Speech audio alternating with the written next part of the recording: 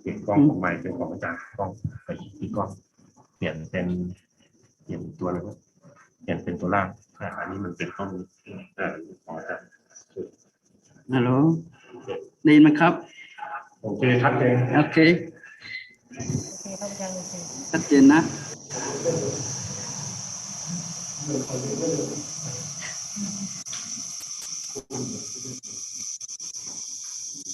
Okay, let me start the program. First of all, we going to the pay homage on together. After that, on behalf of the Dhammapada Bhikkhu training, they will introduce the speaker, and speaker will present the knowledgeable to the or experience to the Dhammapada Bhikkhu. So now we are going to the worship together. เอากันนะครับอะระหังสัมมาสัมพุทโธภะคะวาพุทธังภะคะวันตังอะภิวาเท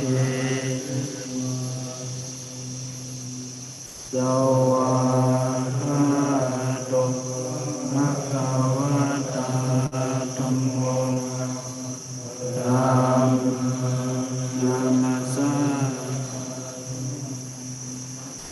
สุปฏิปันภะคะวะโตสาวกสังโฆสังฆังนะโมตัสสะภะคะวะอะโตสัมมาสัม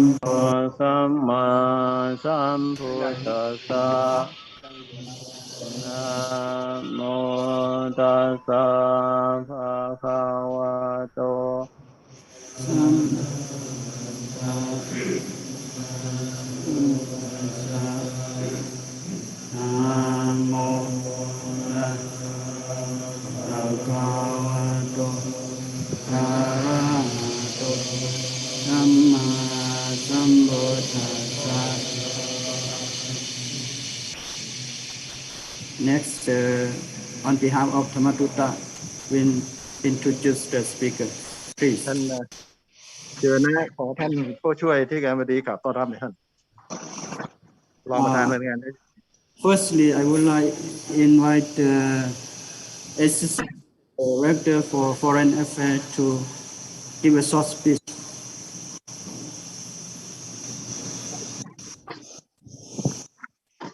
Good afternoon, madams, for your coming to give a speech to the Thamatuta training program on class 27 201. So we are great and honor to have with you to share the knowledge and experience to our Thamatuta training program. So those months they are at a training. So like a few days, the program will finish. So they hope to going to overseas to propagate Buddhism in the world. So we like to get your experience, the knowledge, and share with us. So we are great honor with you today. Thank you, Bernard, for your share, give a time and going to share the knowledge and experience to our Thamatuta training program today. Thank you. Next one, please.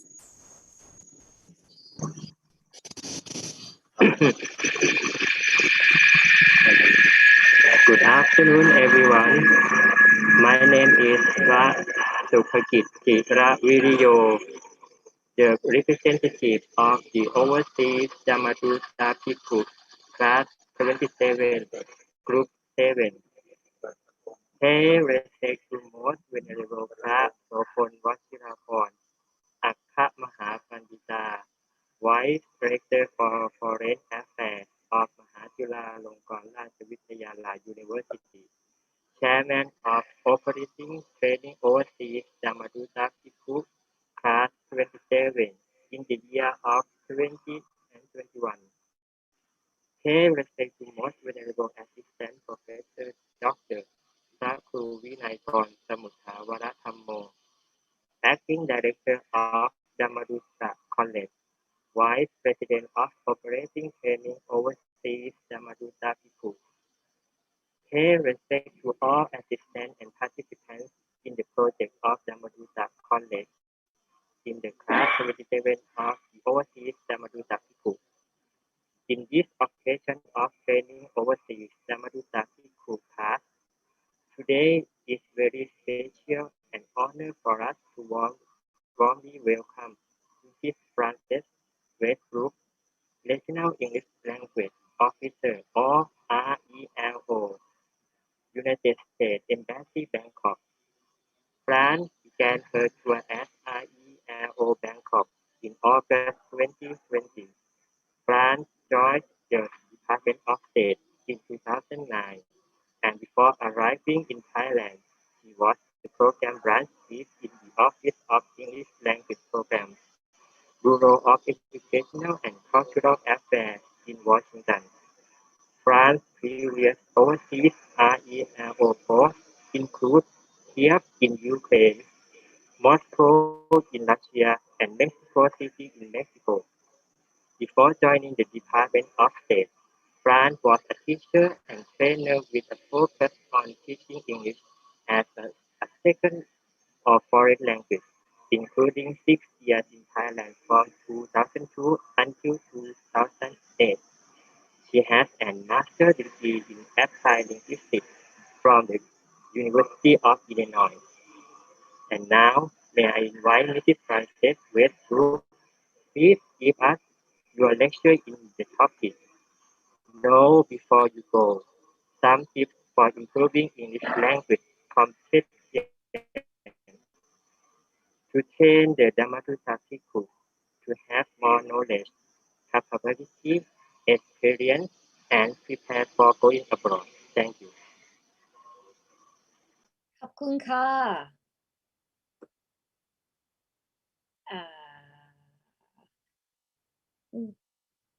นมัสการพระอาจารย์และเลพระสงฆ์ทุกรูปค่ะ Hello everyone, it's nice to meet you. As your colleague said, my name is Fran Wesbrook. I'm delighted to be speaking with you today. I think you're all about to go on a wonderful adventure representing your faith and your country outside of the United States. We'll talk a little bit more about ways to learn English and all of that stuff, but I just wanted to say thank you so much for inviting me to join you here today. We're going to look at some strategies or things you can do now before you depart to sort of work on your English language competence. I'm lucky as a native English speaker to be able to speak English well enough that I can pretty much go almost anywhere in the world and I will find an English language speaker. English very much is the language of travel, of business, and will be to some degree the language of the people that you work with when you're outside of Thailand. So we always say English is the lingua franca, so it is the global language. So I'm here to share a few ideas with you about how to develop your English now, as well as some resources that might be available to you when you leave Thailand and go to your posting. I'm going to show a presentation. We're going to go back and forth a little bit between the presentation and some links that I've got set up. I will share this presentation with your institution, so you don't have to worry about taking really close notes. We'll just send this to you via email, and you'll be able to go in and look at the links that I've given you in the actual presentation. So no worries, you'll have this to go back and refer to. So I am going to share my screen.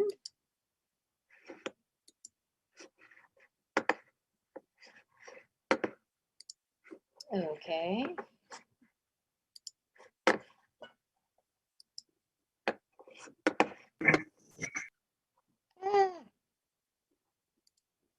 Okay.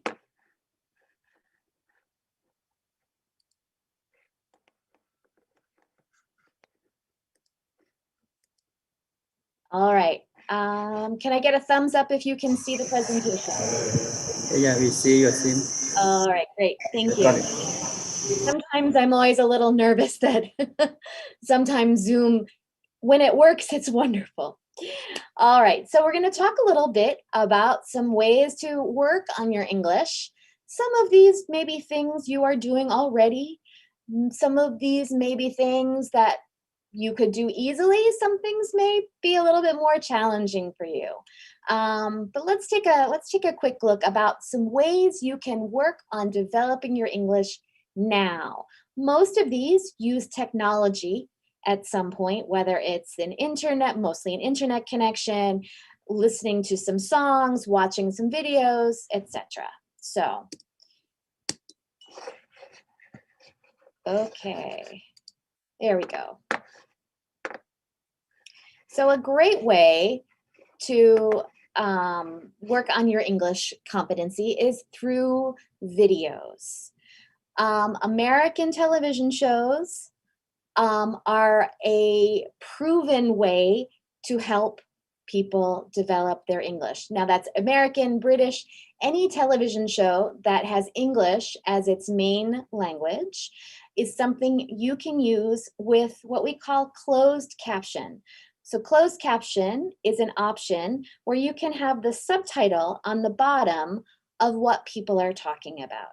I've given you a couple of options here of television shows that not only are good in terms of helping you build your vocabulary, but they also are sort of unique ways of getting an insight into American culture. These are all quite famous television programs. I'll show you a clip of a couple in a minute. Several of them are comedies. And as we all know, comedy for foreigners is a hard thing to grasp. I still struggle with sometimes understanding Thai humor, because I am not from Thailand, we always say that humor is very, very culturally based. So not only is this a window into American English, but it also kind of gives you a sense of what a sense of humor might be like, which will be really helpful when you start interacting with foreigners. So I know that many of you are not going to the United States, so, but I would like you to think about this as an example of how you can use culturally laden material to learn more about a culture, not just in English. So I'm going to exit out of the presentation and I will show you what a clip with closed captions looks like. Hopefully I'm going to, okay, here we go. So this is a very famous American television show called Friends, and it is quite well known for having English that is very accessible. It's not academic, it's not very difficult. The characters are sort of regular, middle class, somewhat educated Americans. So they're not having long, involved philosophical discussions. And we'll just show you a few minutes, maybe a minute of a clip so you can see what it looks like with these closed captions. Oh, it's Dr. Seuss. That book got me through some tough times. There is a little child inside this man. Yes, the doctors say if they remove it, he'll die. Who's this from? Oh, that's Rust. Oh.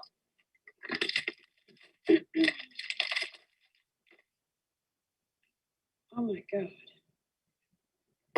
He remembered. Remembered what?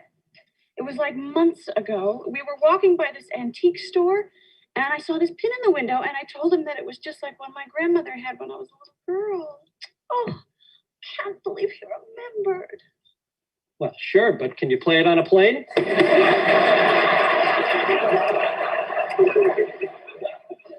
Oh, so pretty.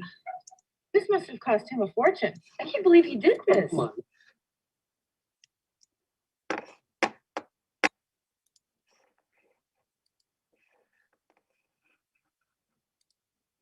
So that's just a few seconds of a very, very popular television sitcom called Friends. It gives you a sense of what the language level is. It's very common, everyday English.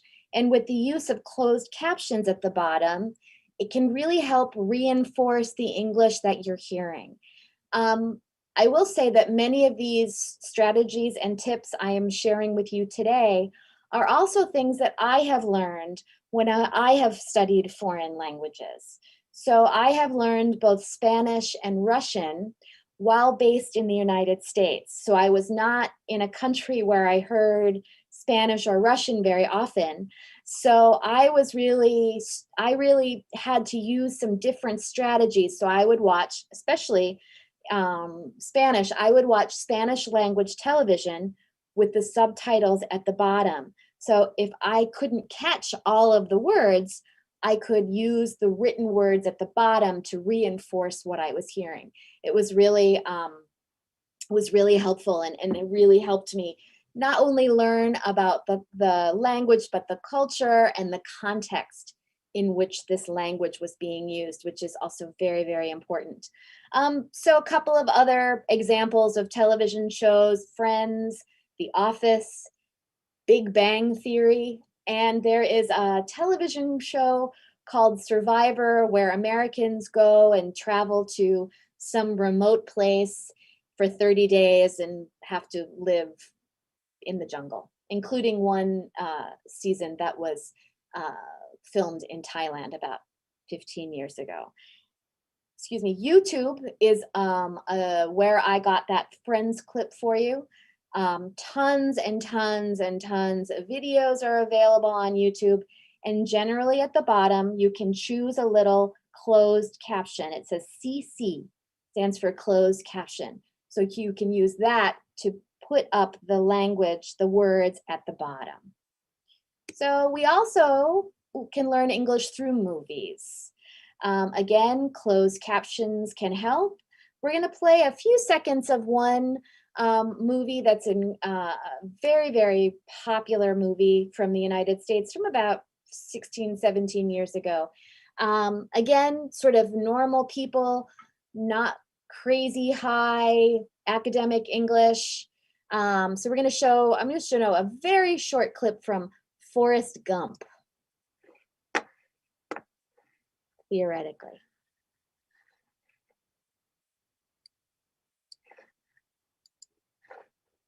For my first Christmas, I don't know when I went on my first outdoor. He taught me how to climb.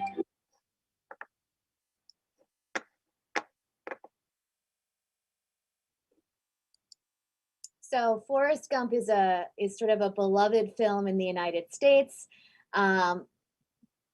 It's a nice movie in terms of it's set in recent times, but there's a lot of historical events that take place, and the English is really, really quite clear. I chose these suggested movies based on what I know from research and language learning, but I also chose these as suggestions because I thought they were interesting movies and that they were quite uplifting as far as I'm concerned. So Forrest Gump. There is a very good movie called The Impossible in English, set in the aftermath of the tsunami in Thailand in, that was 2005, correct? Yeah, the tsunami, December 2005. So this is the story of a family that had been in Phuket. The mother gets separated from the children and their husband, and it's how they come back together again. There's a lovely movie called Once that has some nice music in it. And then finally, there's another movie featuring Tom Hanks, who was in Forrest Gump, called A Beautiful Day in the Neighborhood, about a beloved children's television host named Mr. Rogers. So these are just 4 examples of movies that have a good language level. You should be able to access them with closed captioning. Not only is it good for English, but also to learn a little bit more about American culture and how Americans treat each other and act, at least. So outside of television and movies, there are lots of ways to learn English through audio. One thing that is incredibly popular for native speakers worldwide are podcasts. So podcasts are kind of almost like radio shows that are available on demand online. And there are a number that are set up specifically for English language learners. So we're going to listen to just a few seconds of a couple of them to give you a sense of what they're like. The first one we're going to look at or listen to is called Learning English from Voice of America. Voice of America is an agency that covers the news worldwide.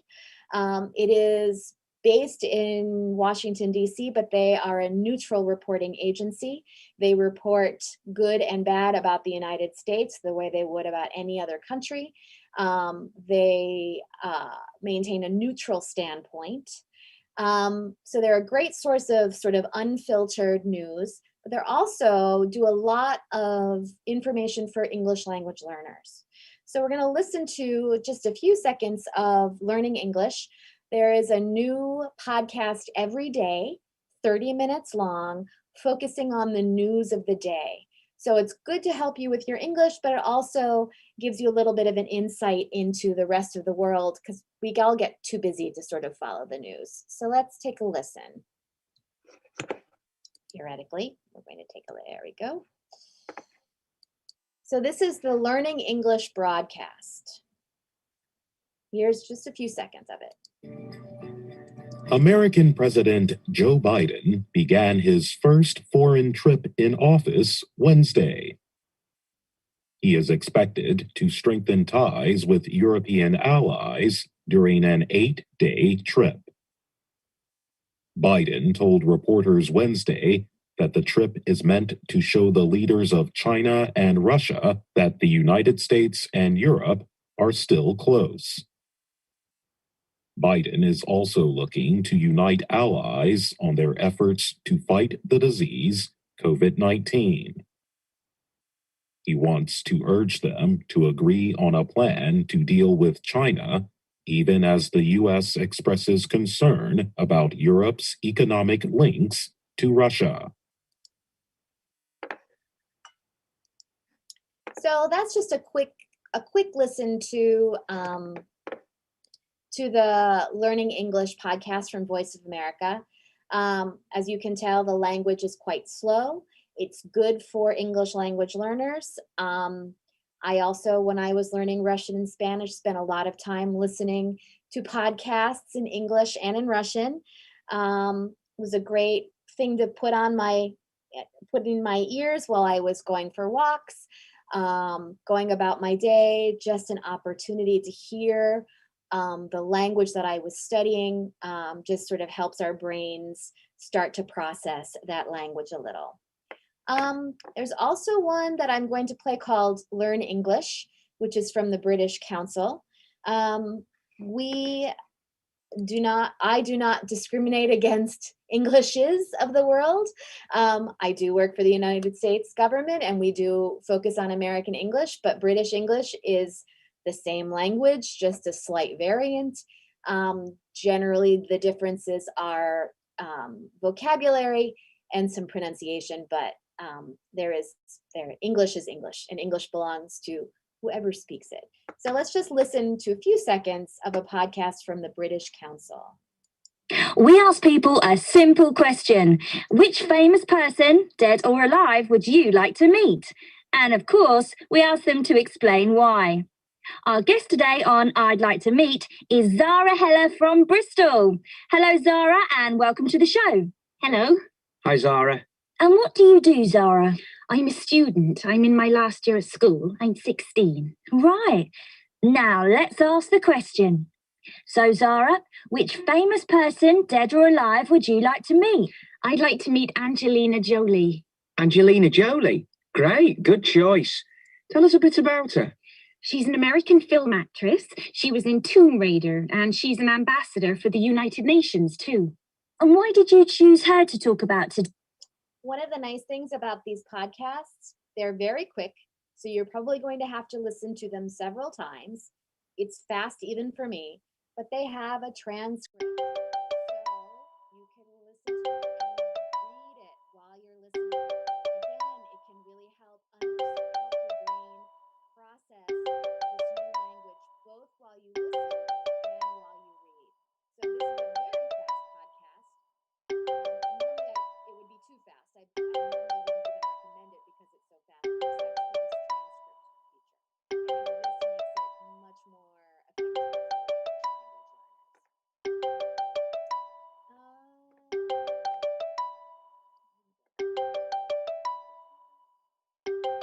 So another way of learning English or any language is through songs. American music, American pop music is everywhere. So when I was teaching English to teenagers in Chiang Mai, every Friday was Music Friday. And we used to use American pop songs in the class. So we would do different exercises, and it was a great experience for the students to help the students develop their listening ability, but in sort of a fun way. So one thing that is quite, now with the sort of everything you need to know is available, or anything you want to know might be available online. Something I like to do when I'm working with a song with students, or even for myself, is read the lyrics while I'm listening to the song. It's helpful for me, even native speakers, we can't catch all of the words, but there's actually a website where I can listen to Thai music, Thai pop music, with the pronunciation of Thai using Roman letters and a translation. So for me, who would like to improve my Thai, listening to Thai pop songs with some sort of support is actually really helpful. So I'm gonna give you a quick example. We're gonna listen to a song by the Beatles, and I'm gonna show you the lyrics, which I found from another website. So let's take a look. Oops. Here we go.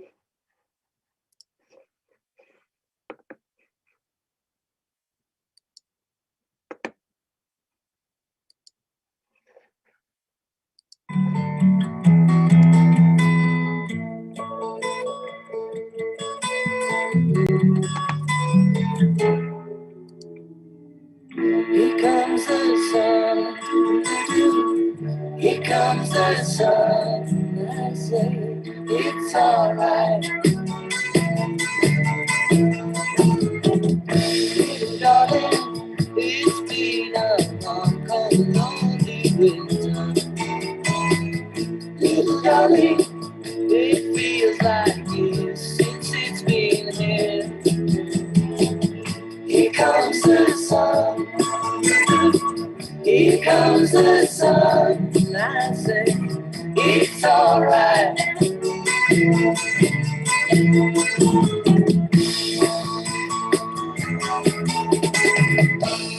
Darling, the smiles returning to the faces.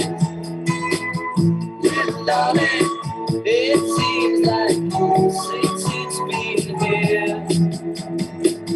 Here comes the sun. Here comes the sun. And I say it's alright.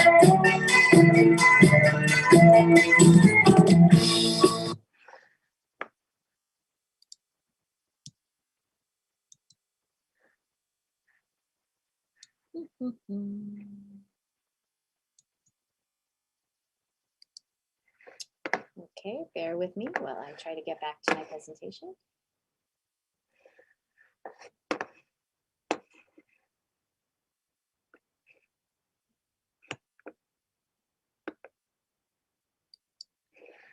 Sorry, everyone, I'm having a little Zoom problem. There we go.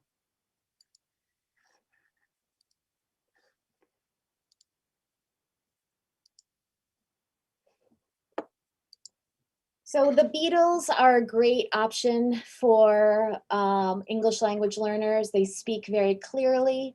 Their lyrics are very accessible. That's one of the main reasons I used to use them with my students. Very clear.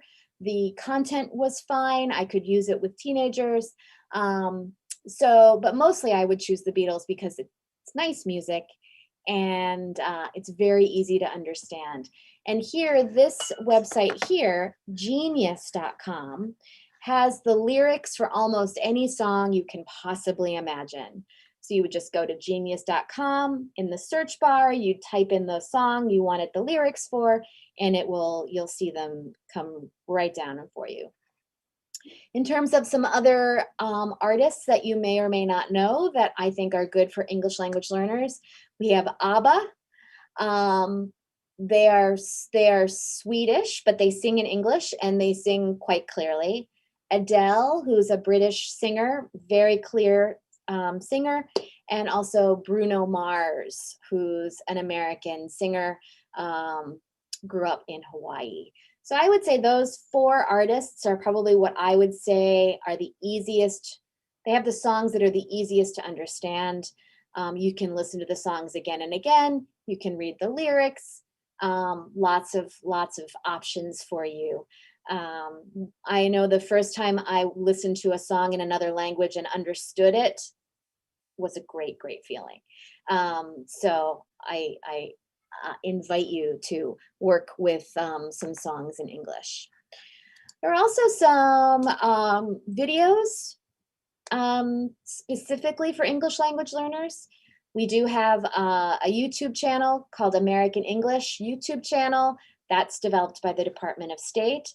Voice of America also has a program called Let's Learn English. We're going to look at that in a minute. And BBC also hosts videos for English language learners. So this is specifically for people who are wanting to develop their English. And let's take a quick look at the, theoretically, Voice of America. Did I not do this?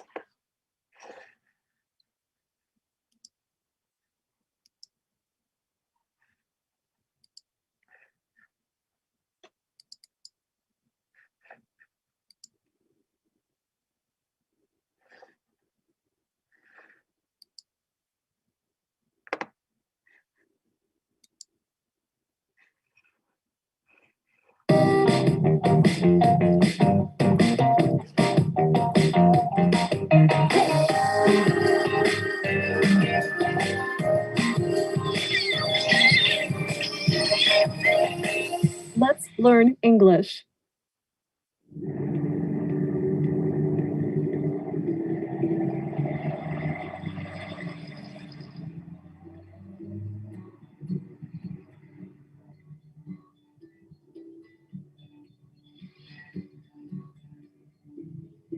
Hi, are you Anna? Yes. Hi there. Are you Pete? I am Pete. Nice to meet you. Oh. Listen. Hi. Speak.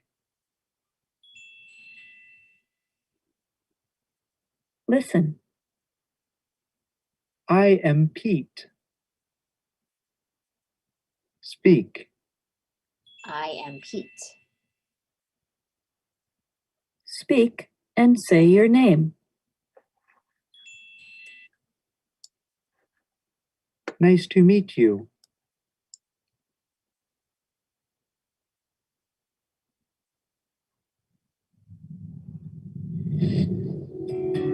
Let's try that again. I'm Anna. Nice to meet you. I'm Pete.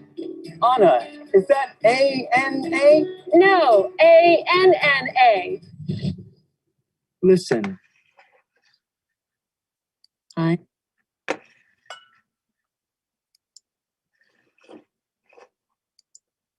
So the videos are very structured. They're specifically for English language learners. There are hours and hours of these videos available to you. Again, for you to use at your own pace, at your own rate. They're quite well done. BBC Learning English also has one that I believe is quite good.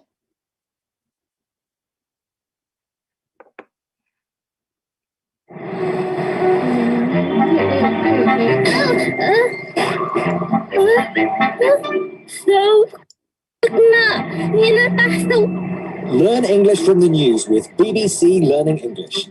Today, the story about the woman whose English went backwards. Oh, wow, that's brilliant. Great. I'll subscribe.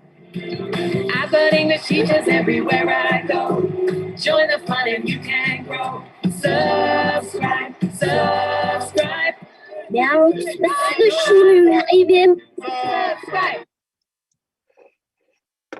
So another option for language learners, and American English, American English YouTube channel. This is the YouTube channel that's been developed by my colleagues in Washington. They have a number of videos.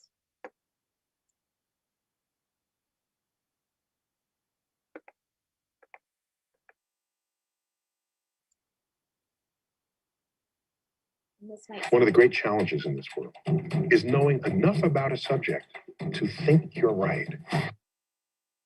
What are the different learning styles? Why is it important to know yours? Listen to this conversation and learn about the different learner types.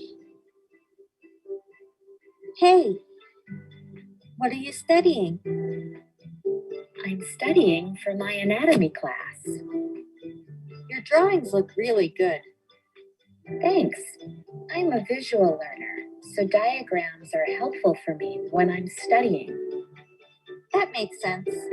I wonder what type of learner I am. I don't use diagrams so much, but I like writing a lot of notes and reading them to study. It sounds like you might be a verbal learner. You understand and explain ideas through reading, writing, and speaking. Interesting. What other types of learners are there? There are also auditory, logical, and mathematical, and kinesthetic or physical learners. So lots and lots and lots and lots of videos on our American English YouTube channel. And that was my voice, by the way, helping with that particular video.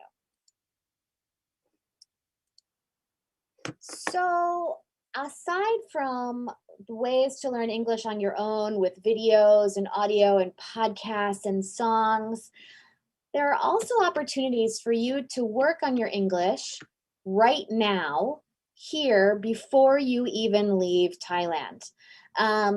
There is an organization called meetups.com, and basically anything you have an interest in, you can go to meetup.com and find someone with the same interest. Language exchanges are a great option through this website, and I'll show it to you in a minute. When I was studying Spanish in the United States, I would go to Spanish-English language exchanges. We did them in person because this was pre-pandemic, where we would speak English for an hour and then we would speak Spanish for an hour. So as a native speaker, I would help the Spanish speakers and the Spanish speakers would help the English speakers. So it was, we were both improving our competence in each other's languages. And I found one specifically based here in Thailand. And it's actually one that I think I am going to participate in when I get a moment. And let's take a, here we go.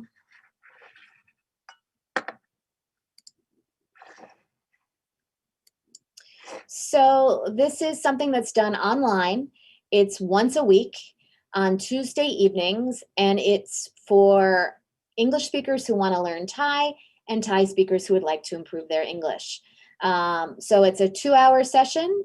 I've not participated in it, so I'm not sure how well, how it's organized, but basically foreigners learn Thai and Thais learn English.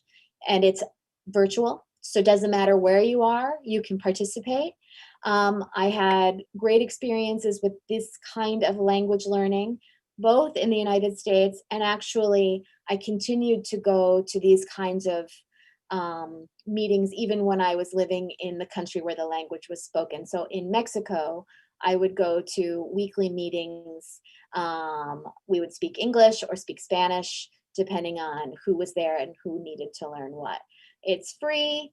You do need to register on the website, and you need to RSVP so that they can have a sense of who's coming, but it can be really, really, it's a nice way to really practice in a very realistic manner because you're really communicating with native speakers.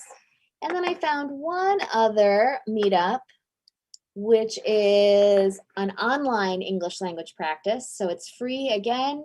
There's a teacher who is based in the UK who runs an English language conversation club. So the timing is a little weird maybe for you. It'd be Saturday afternoon, but it would be an hour of just English conversation practice, probably via Zoom. Again, you would RSVP to the people that are running the site and say, I want to participate. And then you would go at the appointed time and practice your English with people, with a teacher, with other people that are there. So again, a very authentic way to help develop your English when you're not in a country where you're hearing it all around you every day. Now this brings me to my last slide, and this is something that not everybody knows is available. For those of you that will be going to an English-speaking country, whether it's the United States, the UK, Canada, Australia, most of these countries offer free English language classes to those that are interested for foreigners. As Lydia said last week, there are lots and lots of people that immigrate to the United States. We're a country of immigrants. We do not have a national language. Most people speak English, but many people do not. Many people need to improve their English. So we have places where people who want to work on their English can go. In the United States, community colleges tend to be a place where people can go and study English for free. And we'll take a quick look at the website of the City Colleges of Chicago so you can see what it looks like, theoretically. Yeah, so this is City Colleges of Chicago. I used to teach at one of the colleges when I was in graduate school, and they're tuition-free ESL classes for adults. So depending on what the college is, you show them an ID and you can go to classes. They may be a placement test, what have you, but most community colleges in the world have what they call adult education, and that includes English language instruction. In fact, when I was teaching at one of the city colleges in Chicago, one of our students was a Cambodian monk who worked at a Cambodian Theravada temple in the neighborhood. And this was in Chicago, and it's very cold in the winter in Chicago. And this poor, lovely monk was wrapped up in orange hats and scarves and socks and heavy shoes so he could come to his English class every day. And I thought, ooh, that is dedication, because it doesn't get that cold in this part of the world. So wherever you're going, if you're going to the United States, you should be able to do a search for the city you're in or the state. If you are in the UK, the National Career Services has free classes. Canada offers English and French classes.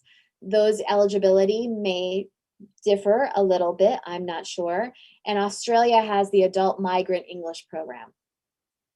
There are also NGOs, non-governmental organizations in the United States that offer ESL classes, English as a Second Language classes. In fact, I got my very first start as an English teacher in Chicago.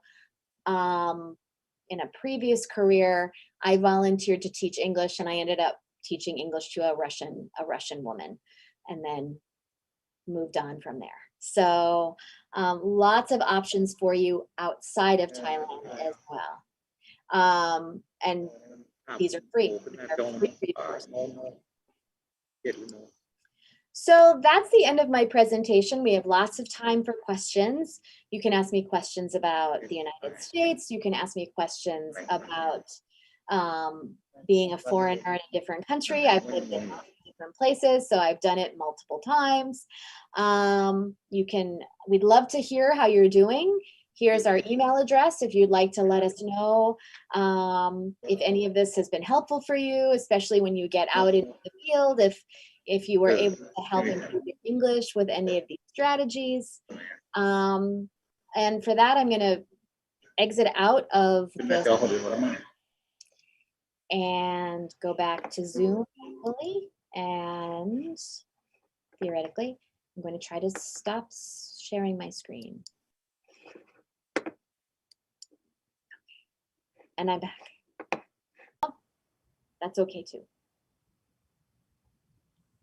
ว่าท่านมีคำถามอยากจะถามคุณแฟรนซ์ไหมคะเกี่ยวกับเรื่องการเรียนภาษาเรื่องอื่นๆที่นอกเหนือจากนั้นก็ได้ค่ะ Hello. Hello. Yes, I have a question. Before we're gonna go to USA, please tell us about the culture of USA that we should know before we go. Oh, that's a big question. I know that my colleague Kun Lydia covered a lot of it yesterday, or a lot of different aspects. I think that I will say, and I hope that my American colleagues agree, overall, Americans are friendly and approachable people. If your English is not perfect, that's fine. It's the same, tired or nervous. of Americans. We are generally a friendly culture, known for being friendly. People will say hello to you on this, ask an American for help, and they generally will help you. We are a welcoming community. We welcome people into our communities. You may find people are curious about you and your lifestyle. They may not be very familiar with Buddhism in general or Theravada Buddhism in particular. They may not know much about Thailand other than they've heard that the beaches are beautiful and Thai food is wonderful. So they may ask you a lot of questions. But if they do, they're not being impolite, they just are genuinely interested.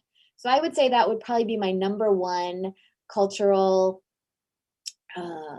trait to share with you, is that we are a friendly people and we are interested in others, and you should not be terribly nervous when you're around us. Okay, and here I've got a good question on the chat. Was that okay? Cyber, I want to know etiquette and to get to know other carefully because people in the world have different cultures and manners. We use English as the medium of communication. You want to communicate in more than 3 languages. So you want to communicate in English, Thai, and something else? Well, that's a worthy goal. Any of the strategies or tips we were talking about learning English, you can apply to any language that's available. Certainly, as I said, when I was studying Russian and Spanish, I was able to use these strategies to study those languages as well. And I would say,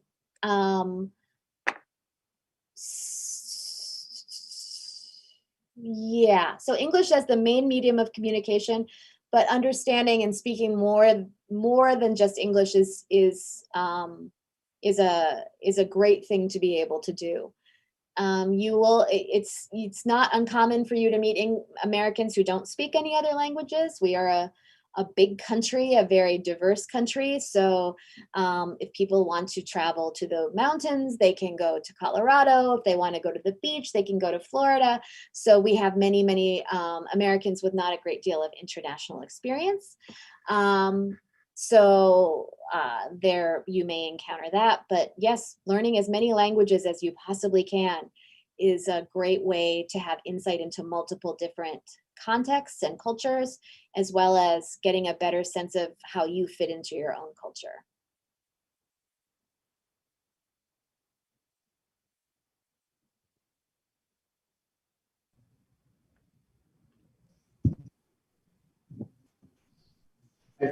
Anyone next among have a question? You can ask that.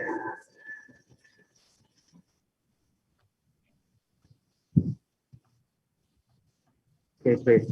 Pak Mahanalin. Hi. Yeah, I would like to request you to explain. Suppose we are on the aeroplane. How to act, how to behave, or how to fill some form. Also, when we get arrived at the airport, suppose United States airport, so where to go, and what document had to be prepared. I know this is probably very like that. Yes, a very nervous time.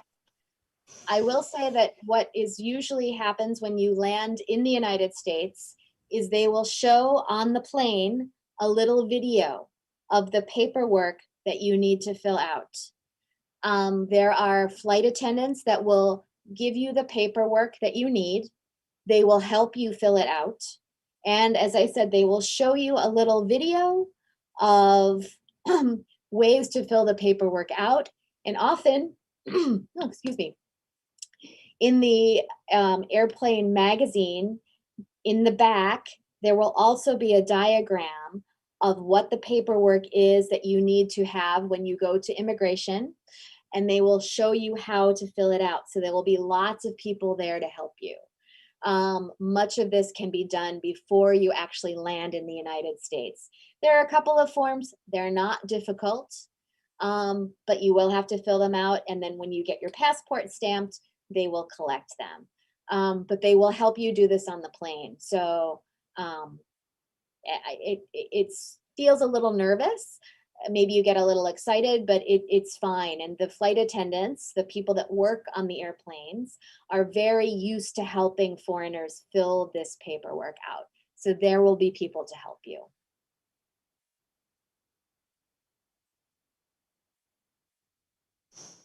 What about airport situation? When we get arrived there, where to go, what to do when they ask? Again, this is, I will say that American airports have very good signs. So there will be big signs of where to go. Recording in progress. For what, as you go through the whole process of presenting your papers, getting your passport stamped. There are lots of well-designed signs. There are also a lot of people whose job it is only to stand there and answer questions and to show you where to go. So you will get off the plane, you will follow a sign, there will be somebody there to help you. There are lots and lots and lots of people whose jobs really only is to help people get through this process without a lot of stress. So again, it will be very clear to you when you land and you get off the plane where to go. There will be no way you will not get lost. You can't get lost. You will be able to go one way and only one way, and you will get, depending on where you fly, you might go down an escalator. There will be somebody at the bottom of the escalator to tell you where to go. So do not worry. It will be very clear to you. Yes? Sorry. Can we ask for help? I mean, ask for the official who can speak Thai, something. Depends on where you go. There may be Thai speakers, there may not be, but you can ask for help and they will try to find someone that can help you. I can't guarantee we're going to be able to find a Thai speaker for you, but maybe. And there will certainly be people that are used to talking to people whose English is not their first language. So they will work hard to help you to understand what you need to understand. I know it's a very scary time, the paperwork and all of that. It makes me it makes us all very nervous. But really, I have to say, even as an American, even if I weren't an American, I will tell you that immigration and airports in the United States are very logical and they're very well looked out. There were people to help you. Thank you so much. Welcome. Somebody's asking about the vaccinations. I don't know. So I'm not going to guess. And also these requirements seem to be changing depending on as the COVID situation in the world develops. There is a website, and I will put it in the chat for everyone.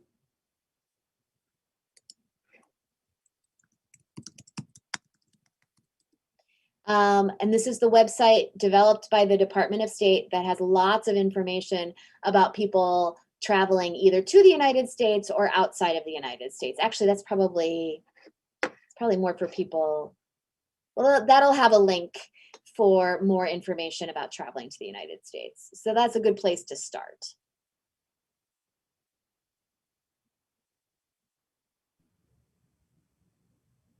Okay. Do we have other question? If I may add some more information, Kun France has been before she came to Thailand. She was in Mexico City, in Kiev in Ukraine, and in Moscow in Russia. So I'm not sure if any of the participants will be going to this country. So she has direct experience in these 3 countries. If you would like to get some tips or suggestion, you are welcome to,ค่ะ. I also lived in India and the Czech Republic. Okay.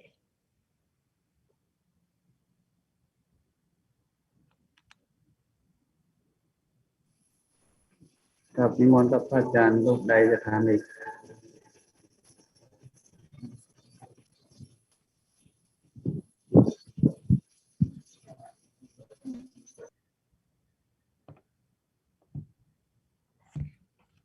ไม่ทราบว่าได้มีโอกาสได้ในส่วนของการฝึกOkay, let me turn in English. So you have a chance to practice English online, like different website or something. Are you asking me or the group? No, I'm asking the monks if you would like to share it to conference, maybe what are those resources that you have been using or has experience.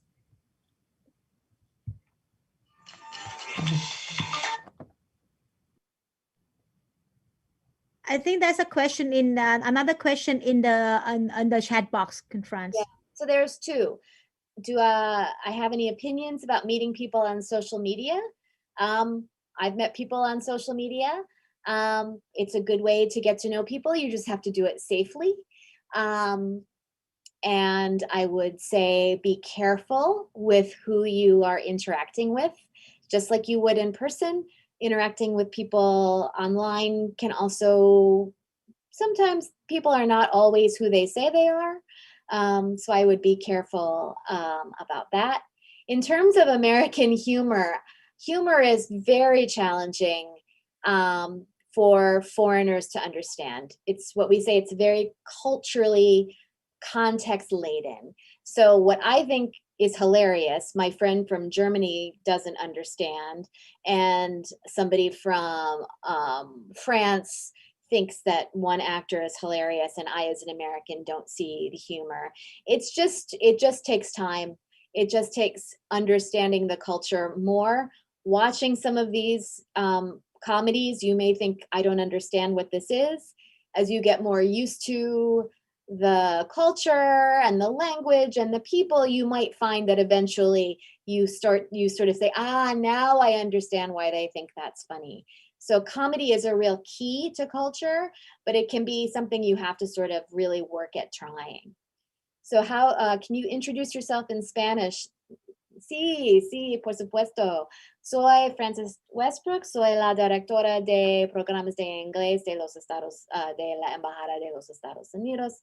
Soy del estado de Nueva York.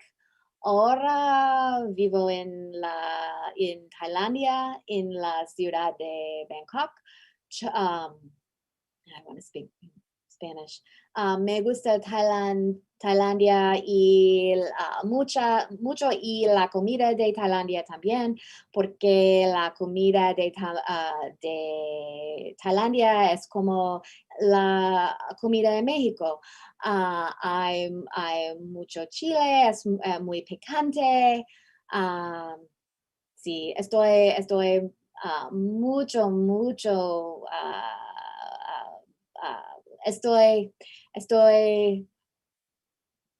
now I want to speak Spanish. I'm sorry, now I want to speak Thai. Anyway, that gives you an idea of introducing myself in Spanish. Sorry, it's been a few years since I left Mexico.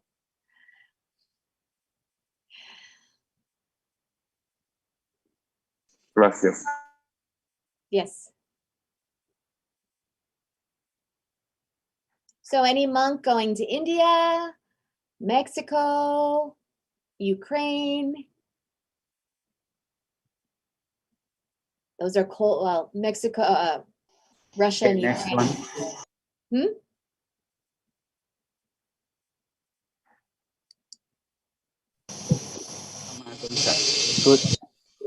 Good afternoon.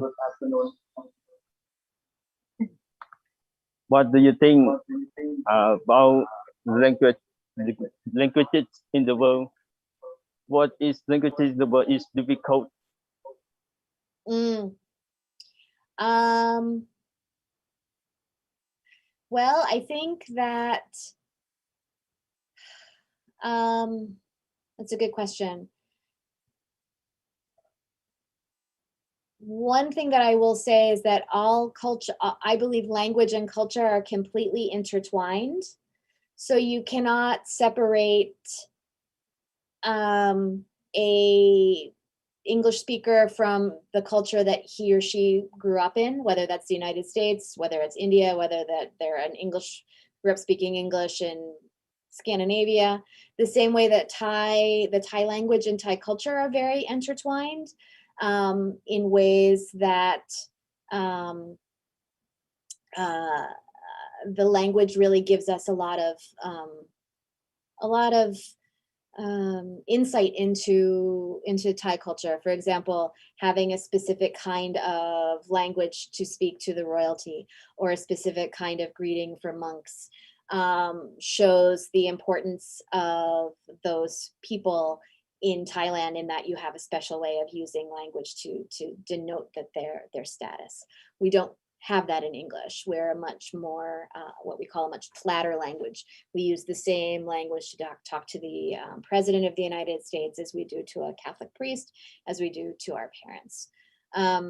So I think that's something that I think about a lot when I think about world languages, is how a language really can help you understand a culture in a way that few other things can.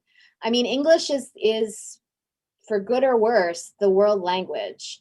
I always say that English is very good at killing other languages, because it does.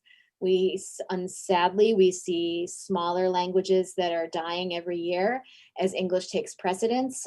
We see a lot of indigenous languages that are no longer being spoken because the original speakers are dying out and their children aren't speaking it. They're choosing to use